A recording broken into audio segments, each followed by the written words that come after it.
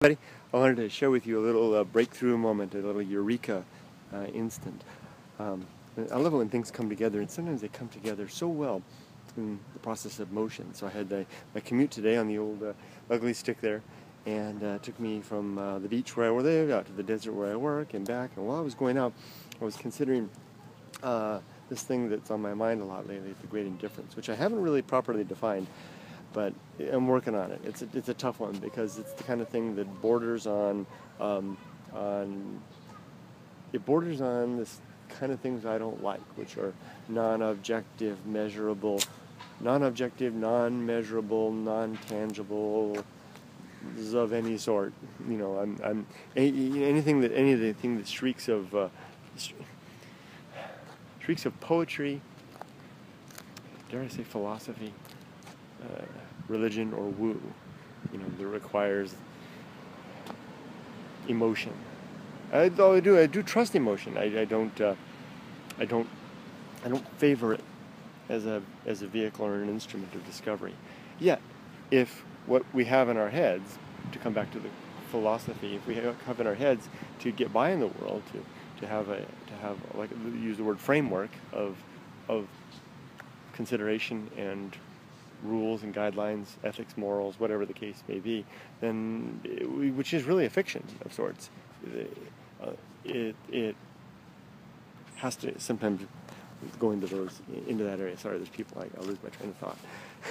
So anyway, I'll get into it. So what I'm trying to say is I'm having a hard time coming up with a way of putting the Great Indifference to words in a way that sits well with me, because so far it's the secret meditations of my mind that no one else can hear, that I'm so far entertaining, and it resonates well. Especially resonates well when I go to places where I encounter the Great Indifference. And it's there, I know it's there, I know, and I think I know what it is, or isn't, actually. Probably a better way to say it. The Great Indifference really isn't something. That's exactly that sums it up. But anyway, the point I made, and what I make in this video, is that while going out today, I've got the Path of Wildness, which is, for lack of a better word, my way of, I just hate the word philosophy. I'm just not a fan of it. And I'm so ignorant and incapable and unqualified. But I'll use that word because I can't think of a better one. Personal philosophy. Maybe that's the way to say it. Personal philosophy. Path of Wildness is my personal philosophy, which I've elaborated with on the Lyle's Brother channel and lots of videos, and on the South Baba channel as well. And I actually have the Path of Wildness site set up as well. But so that's all laid out. But that's 3 components. And ever since I discovered the Great Indifference, or began to really begin to look into it, because I first encountered it when I was young, I've been thinking that it might be a 4th component, that there was some connection to the Path of Wildness. And today it hit me. I was riding to work this morning, and it just struck me.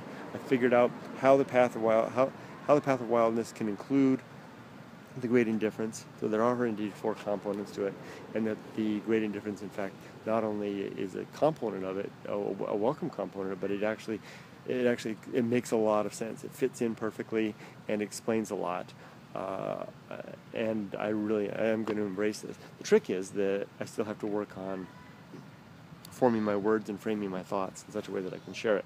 But look for that to come, and I probably will do that best from the places where I can actually encounter the Great Indifference.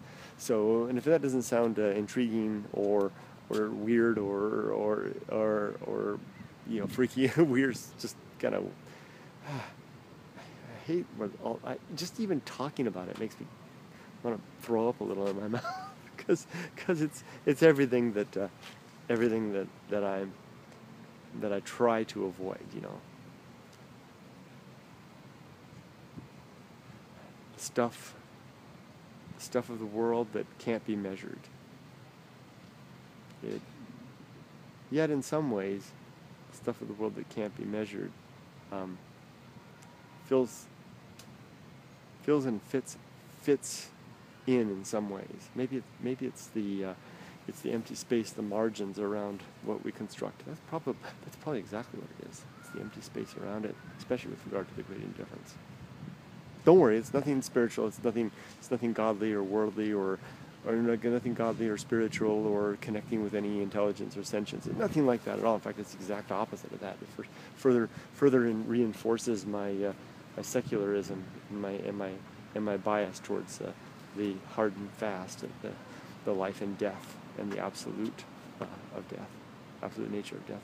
But anyway, gosh, have I gone on for 5 minutes to talk about this? To talk about the simple fact that I made that connection? So I better get on with it. I got to get home. I got to see my daughter's very best friend has moved into our apartment complex, and there was a little connection that happened there that brought that about.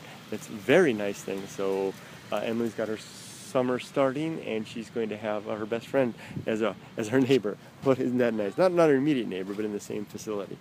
So that's great. Anyway, I'll sign off. I got to get back to it and go take my daughter for our walk. We're going to have our most wonderful walks every evening, do our flashcards and talk. And oh, she was such a chatty girl last night. I just love it. Okay, talk to y'all later. Bye-bye.